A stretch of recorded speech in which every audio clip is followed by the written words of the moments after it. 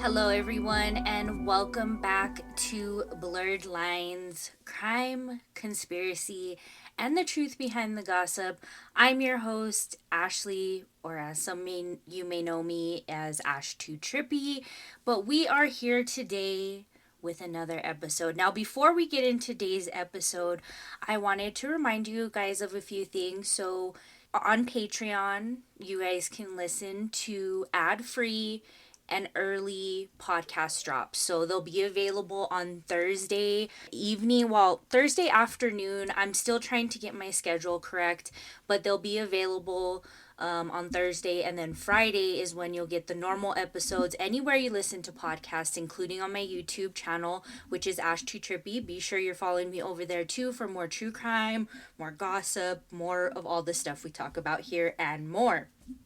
Also, don't forget to follow me on social media. I don't have platforms specifically for the podcast, but they are my platforms and we talk about the same things. Everything that my platforms on under Ash2Trippy are, you guys can find true crime, conspiracy theories, and gossip, and so much more when we talk about like internet gossip and like things that people aren't just talking about as far as like the headlines and stuff like that. So definitely go and follow me over on my social media accounts. And I want to thank each and every one of you guys for liking, commenting, sharing, listening, downloading to the podcast. I appreciate you, each and every one of you. My viewership, my listenership is growing by the day, by the podcast. I just got to keep doing it, got to keep learning. And as you guys noticed, I learned how to put a little bit of music, and I'm also learning how to place my commercials and things like that. It takes time.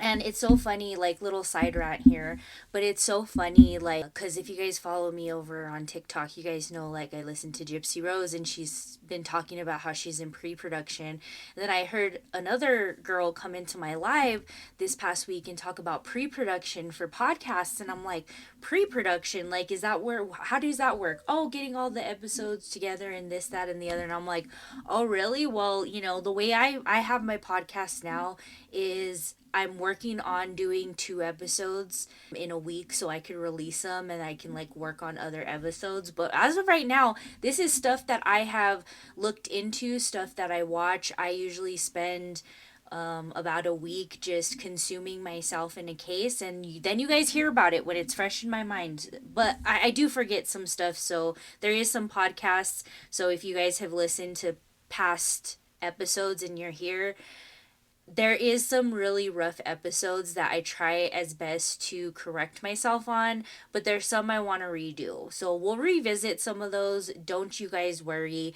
As I get better at this, as things keep going and progressing, we'll get there, okay? So today we're tackling a case that has haunted a small town in Indiana, captivated the internet, and sparked some of the most contentious theories in modern true crime: the Delphi murders. So this is gonna be kind of a long one, guys. Not super long, but it's gonna be longer. So grab your headphones if you're listening to this while you're cleaning, while you're cooking, while you're taking care of your family, whatever. Settle in. We're gonna walk through every twist, every claim, and everything that we know and some that we don't about this case. So buckle in. February 13th, 2017, a sunny Monday in Delphi, Indiana, which was seasonally unusual for the area. A town of less than 3,000 people. Two best friends, 13-year-old Abigail, also known as Abby Williams, and 14-year-old Liberty, also known as Libby German, decided to hike the Monon High Bridge Trail, a place locally known, scenic, and very popular from what I hear. They were dropped off in the early afternoon, and the last trace of them was on Libby's smartphone. That phone would become the centerpiece of this case because it captured a chilling piece of evidence: a video still and an audio clip of a man walking on the trail with them, calling out, "Guys, down the hill." That man, dubbed the Bridge Guy by the public, would become the figure investigators and millions of armchair sleuths would obsess over. Later that night, friends and family reported the girls missing. The next day, which was Valentine's Day, February 14th, 2017, their bodies were found in a wooded area just off the trail. Both had suffered fatal neck wounds, and that was just the beginning. So this was huge on social media when this all happened. I remember hearing about it and I remember seeing it, and I also remember during the trial of this guy. So spoiler alert, this is solved. Some say it's not, but we'll get into that conspiracy. And I remember hearing about it, people telling me, but I never looked into it. I felt like it was a case that I wanted to let run all the way until it was finished and we had a resolution to it. I was going through some of the videos back then and I seen a lot of people talking about the case, conspiracies. I listened to a lot of podcasts as well. And I listened to Crime Junkie, which you guys all know I love Crime Junkie. Crime Junkie is one of my favorite podcasts. And if you guys don't know, the ladies, Ashley Flowers and her co-host, they actually live in Indiana. So they were covering this case very, very closely. So Ashley and Britt are amazing podcasters. Go and listen. I'm going to actually leave their 2 episodes that they did. So they did one when Abby and Libby's killer, they didn't even have a suspect. Because you have to remember, this was in 2017 that the murders took place. But it wasn't solved until almost 5 years later. So I'm going to link those down below, so be sure to check that out. At first this looked like a disappearing persons case, but Libby's audio and images changed that instantly. Police released that clip within days, rare in murder investigations, and the case got worldwide attention. The FBI was brought in, tips poured in, over tens of thousands of them. Law enforcement spun up a national tip line, people connected, debated, some argued and theorized, all centered around that one ambitious figure with the cap. Then came years of silence, no arrests, little public information, and of course frustration from others. The public, especially online communities, filled the void with speculation. Not always helpful. So again, this took years, and honestly, them releasing, so they released the still of the person, the bridge guy, that's what they called him. They released the still of the bridge guy, and people were like, oh yeah, calling in, whatever. They followed leads, and we'll get into we're going to actually go into the suspects and of course the man that was charged and convicted of the murders, because we all know who that is. If you guys don't know his name by now, you probably haven't really seen this case too much, and that's understandable, but it's out there, it's known, yeah. But there was a lot of tips, and I find some of these very suspicious. And as I looked into this, so when I first started researching this case, I was like, oh, well, of course they got the guy. Of course they did. And I literally went back and forth maybe like 2 or 3 times about if they caught the right guy, like if this was the right guy. And I'm still, honestly, I'll leave my thoughts at the end of this episode, but I don't know. I want to know what you guys think as well. So we're going to have some conversations over on the Patreon, which will be linked down below. So be sure you join. Even free members can join the conversation over there like that. You can also join me over on TikTok. I'll probably be talking about this for a little bit as well. Just saying. So I want to give you guys the suspect. So we're going to start with the property owner. His name was Ron Logan. He owned the property where the girls' bodies were found. Initially, he violated probation by driving when he wasn't permitted to be driving, which was very minuscule in the broader picture of things here. An FBI affidavit revealed investigators considered him a suspect early on and conducted a search warrant of his home. He denied involvement and was never charged before his death in 2022. Now, there was a couple of things about Ron Logan that struck me. So there's a documentary that came out about the Delphi murders. There's actually a couple of them. I believe there's one on Hulu, and there's also one that I watched over on YouTube. I'll leave it linked down below, but it goes into this Ron Logan guy. And Ron Logan, not only was he the property owner where the girls were found, but I mean, he had a lot of land, of course, so it wasn't abnormal in any way. But his past charges, he was known to be a very violent man, and his ex-wife actually was like, I think he killed him. Like, I think that he did that. But we also have to put in the age factor. Ron Logan was only, I think he was like in his 70s when this took place. So to think that he would have a chance against two girls, not just one, with just possibly a gun because of the evidence we know in this case, which we'll get to later. But he was one of the very first suspects. Of course, he was found on they were found on his property. Very, very interesting, right? So the next suspect is his name was Keegan Klein. He was an online catfish. Now he operated the fake social media profile Anthony underscore shots. Communicated with Libby German shortly before the murders. He was arrested in a separate child exploitation case, and investigators explored whether the fake account was used to arrange a meeting. Despite heavy speculation, Klein was never charged in connection to the murders. So, even though he was not charged in connection to these murders, he was charged in connection to child exploitation. So, essentially, Keegan Klein was a douche. Long and short of it was he was a douche. But interestingly to find out about Keegan Klein is Keegan Klein was catfishing, and there was communication of possibly meeting on a trail. This area in Delphi, Indiana, it seemed like it was a small town, and it had a lot of scenery, like outdoorsy, like real woodsy type stuff.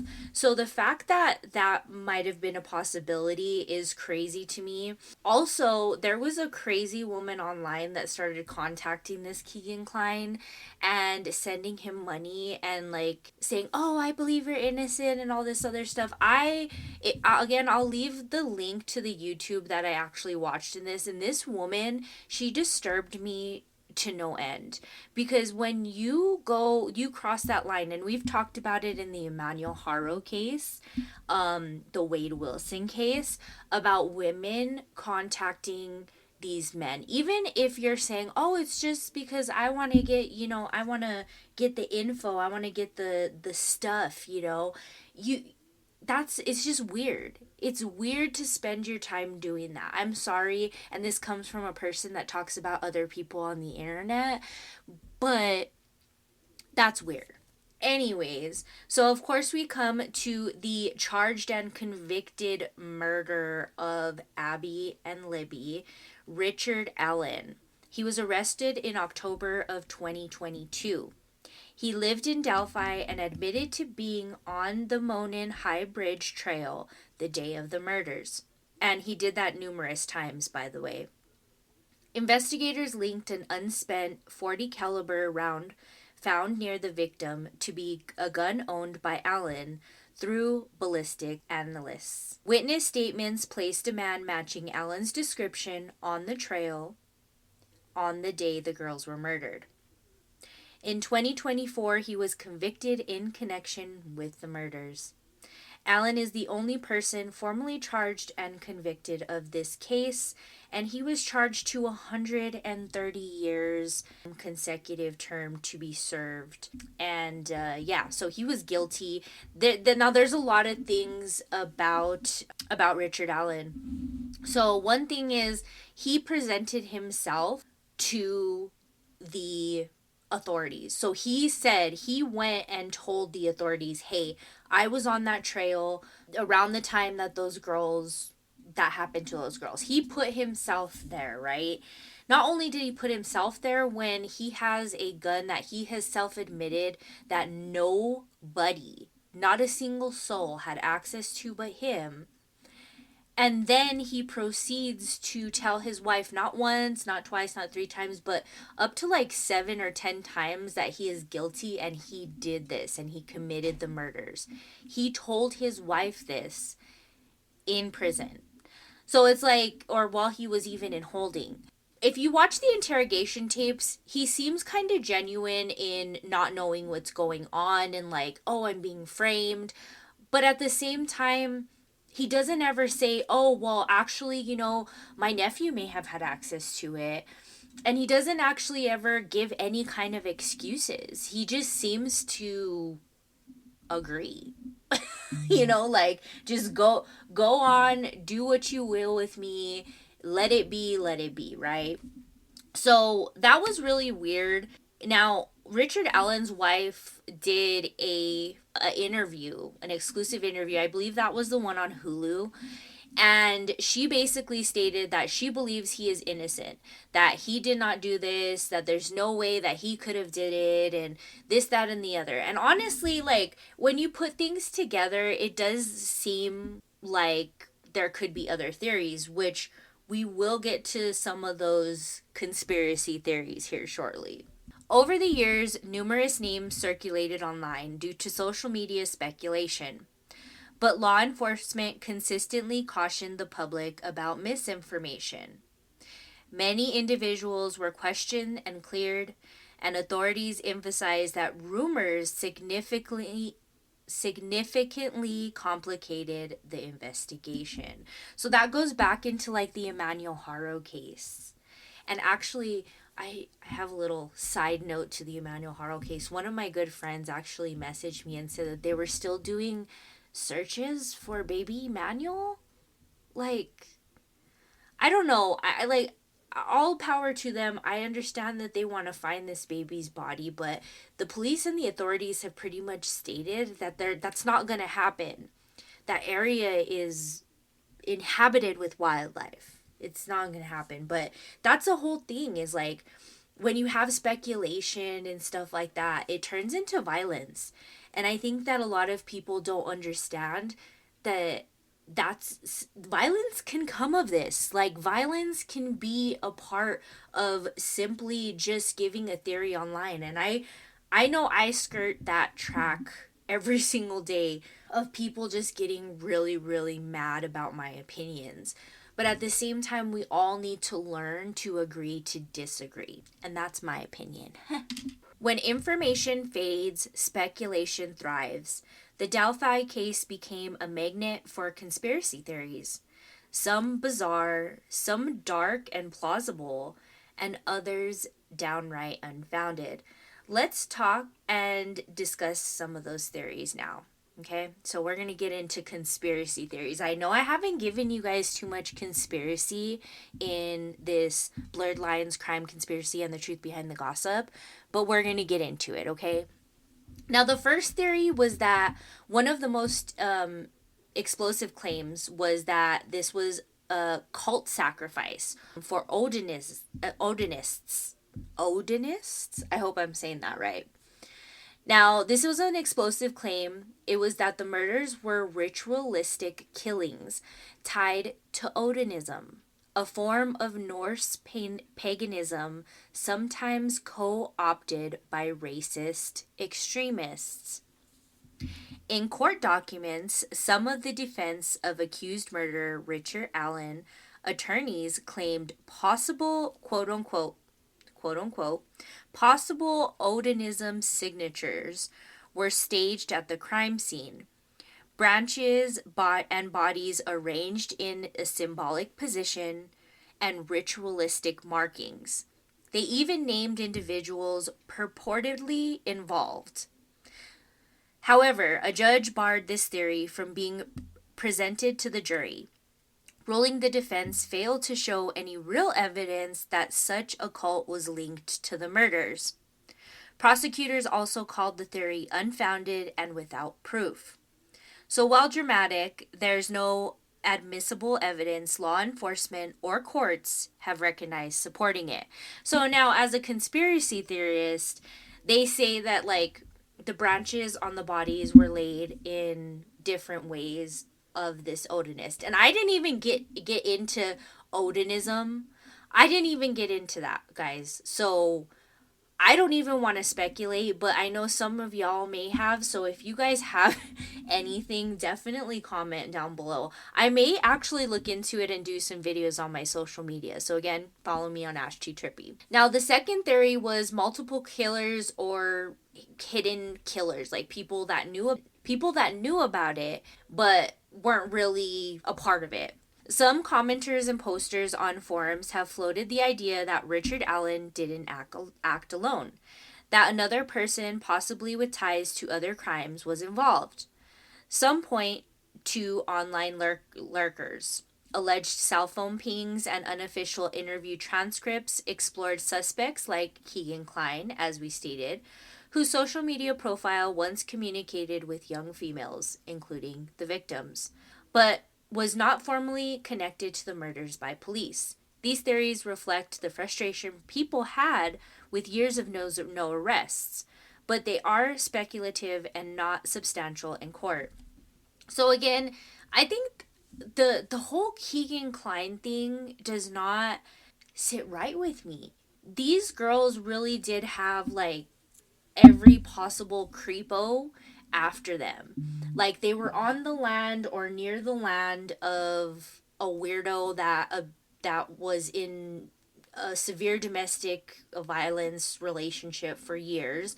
And then you have Keegan Kline, who was pretending to be a 13-year-old boy online and trying to lure these girls. And then you have Richard Allen, who was on the bridge, and we had that whole video, which we'll get into later as well. It could be the possibility. I think the longer law enforcement doesn't talk, the more conspiracies come around, just like the whole Celeste Rivas and D4 VD David case.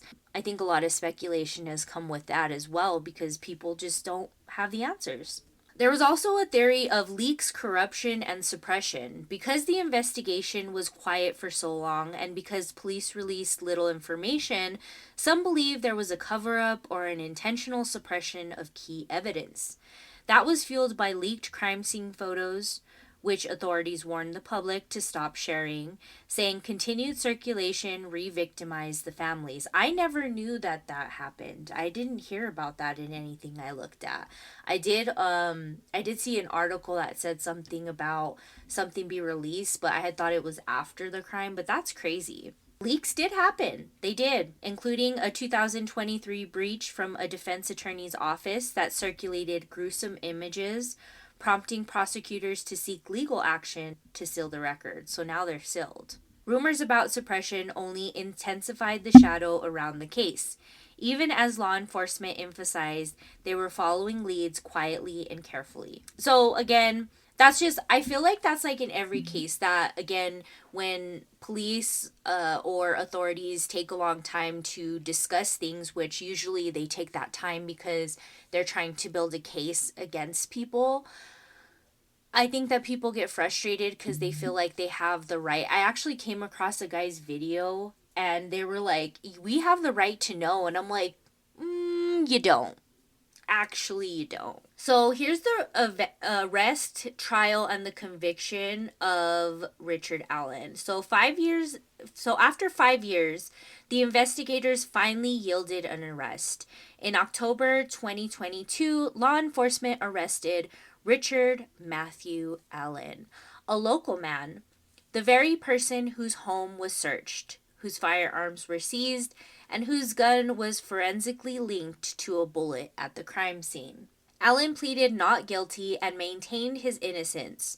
During the lengthy pretrial period, his lawyers made aggressive moves, even suggesting alternative theories, but a judge struck down every single one of the arguments. While in custody, reports surfaced that prison psychologists testified Allen had made multiple confessions about the murders. and whether they were voluntary was part of trial testimony. Basically, he claimed that he was drugged, quote unquote, like they gave him some kind of meds that made him like tell the truth or like just be like it was me. But like there people are like that drug's not linked to that. So that couldn't have happened. And the fact that he did it like multiple times to his wife, like on jail phones, yeah. In November of 2024, a jury found Allen guilty of 2 counts of murder and related charges. In December of 2024, he was sentenced to 130 years in prison, the maximum. His defense has since filed an appeal challenging search procedures and other issues. That appeal remains in process as of late 2025, and I couldn't find anything about any of that in any of the, like, if they've come to a conclusion. But I've researched a lot, and like lawyers and people that are in the jail system say that these appeals aren't going to be, they're not going to be processed, like they're not going to be approved in any way, shape, or form unless there's like concrete other hard evidence. And a lot of people argue the whole DNA thing because they convicted this on a, he admitted he was in the area, he actually admitted it, and then he had admitted it to his wife multiple times, and then the gun. And then also there was another factor that, since, and I apologize for this in advance, but the girl's throat was slit, and they said that one of those knives that did that could have possibly came from the CVS where Allen worked. So, very interesting fact there too. Now let's pause to reflect. Beyond all the theories and beyond the headlines, there are 2 lives cut tragically short. Abby and Libby were best friends. Ordinary teenagers with plans, families, dreams. Their deaths devastated Delphi. Their families, especially Libby's sister, have repeatedly urged people not to get lost in rumors over facts. The community continues to commemorate them, and the families have pushed for healing and remembrance. Now, why did this become a true crime magnet? Because again, this was something that was on the internet, and it was out there, it was crazy. We had theories, we had this, and then to find out it was somebody completely different. Now, part of what drives the case notoriety is the audio and the video evidence. Emotional, eerie, and unnerving. That alone made it unique in the true crime world. Because again, we don't get audio and video and photos and stuff like that until usually a case is done and over with, and we can see the files and do the FOIAs and stuff like that. Then we add social media speculation, the slow pace of official updates, leaks, and the human impulse to fill in the gaps. And the result was a massive online ecosystem of theories, some insightful and others harmful, which again, we walk that line every single day. But here's the takeaway. Speculation can help focus attention on cold cases, but it can only distort truth and heal real people. So, in a sense, when cases go viral, quote unquote viral, and people start talking about them and they start theorizing and stuff, it brings attention to those cases. But there's a line, like that's why I say we walk that line every day, of giving your opinion, giving your theories, and knowing how to express that those are opinions and theories to your audience. As a content creator, I take that extremely seriously because these are true crime cases. These are real families. These are real victims. These are real people that are affected. Even, hundreds of people are affected by one person's life. And a lot of people don't realize that. And it affects other people that may have never met them or may have never had the opportunity to.